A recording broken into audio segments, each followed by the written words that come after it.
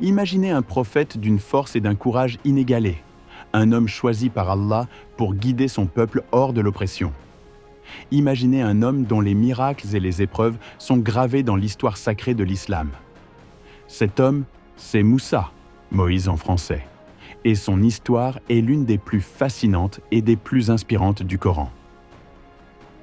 Aujourd'hui, nous allons plonger dans un récit exceptionnel, celui de la confrontation entre Moussa et l'ange de la mort. Selon les sources islamiques, cet épisode révèle non seulement le courage et la foi inébranlable de Moussa, mais aussi la sagesse divine qui nous guide à chaque moment de nos vies. Abonne-toi s'il te plaît. Si tu aimes ce genre de contenu, n'hésite pas à liker la vidéo. C'est quoi l'ange de la mort? Malak al-Maut, Malk al-Maut, encore appelé ange de la mort en français. Comme le début de son nom, ange, l'indique, un ange, selon le Coran, est un être qui vit dans l'au-delà.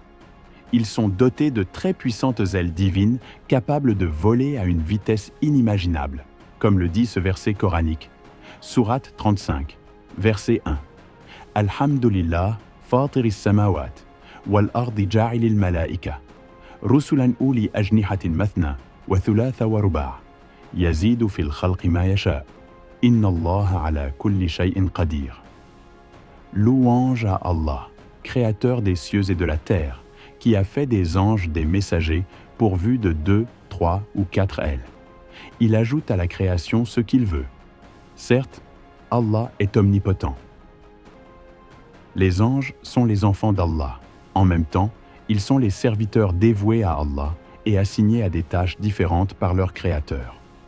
Ils sont dotés d'une force et d'une puissance hors de la portée des êtres humains, mais ne sont pas capables de prendre des décisions seuls, comme les êtres humains créés aussi par Allah.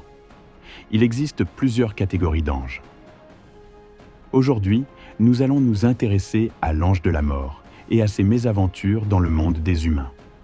Il est souvent décrit comme le premier être céleste que les humains voient à la fin de leur vie, c'est-à-dire avant de quitter ce monde pour rejoindre l'au-delà, comme le dit ce verset coranique, Sourate 32, verset 11. Qul yatawaffakum malakul mauti alladhi wukkila bikum thumma ila rabbikum turja'un. Dit, l'ange de la mort qui est chargé de vous, vous fera mourir. Ensuite, vous serez ramenés vers votre Seigneur. L'ange de la mort, selon le Coran, est un être fait à partir du feu, comme Satan, Iblis dans l'appellation islamique. Cela fut démontré lorsque le prophète Moussa, Moïse, avait demandé à l'ange de la mort, Malak al-Maut, Malk al-Maut, de se dévoiler à lui dans les montagnes où il priait tous les jours. Lorsque ce dernier essaya de se révéler à lui, une montagne entière se pulvérisa et Moussa s'évanouit sans rien voir. Cela démontrait à travers cet événement la puissance d'Allah. Comme le dit cette verset coranique, Sourate Al-A'raf, Al-Aya 143.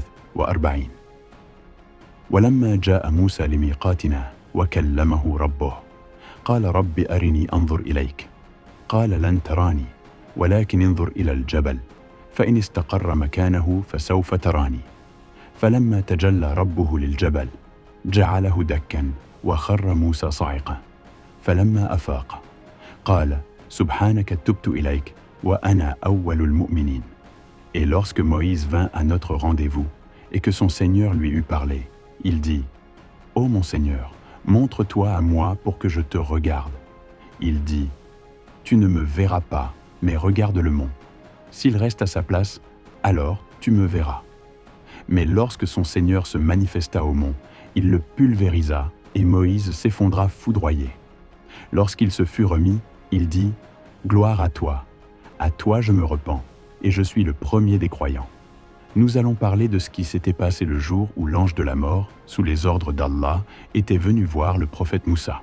La confrontation de Moussa avec Israfil, l'ange de la mort. Tout commença, selon les traditions islamiques, lorsque l'ange de la mort, souvent appelé Israfil en arabe, Azraël en français, vint sous les ordres d'Allah subhanahu wa ta'ala pour prendre l'âme de Moussa.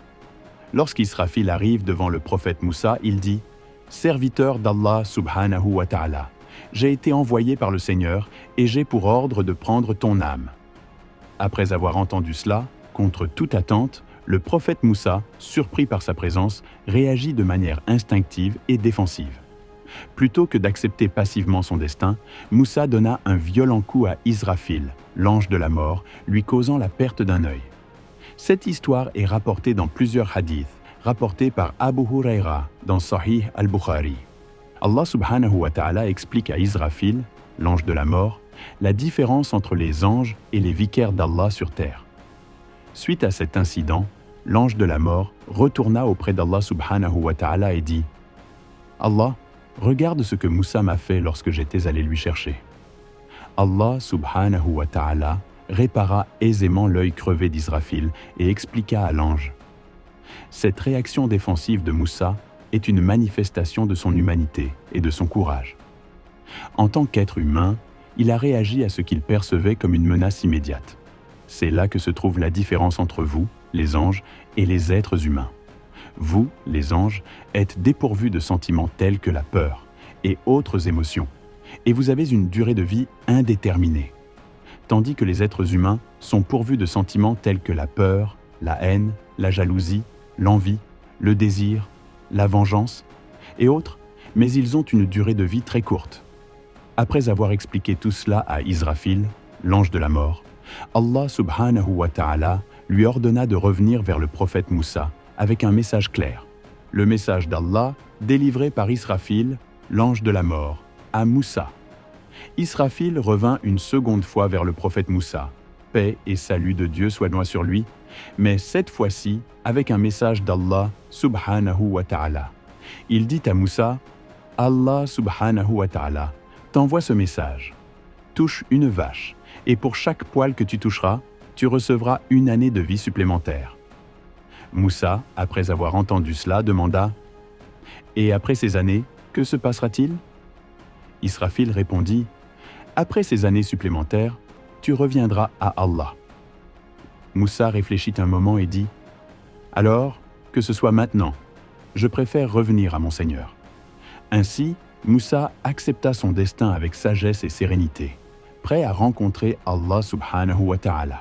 Cette miséricorde et seconde chance venant d'Allah subhanahu wa ta'ala envers Moussa est une preuve de la relation unique entre les prophètes et Allah.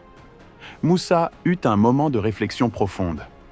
Il comprit alors que même avec la possibilité de prolonger sa vie, la volonté divine devait être acceptée avec foi et sérénité.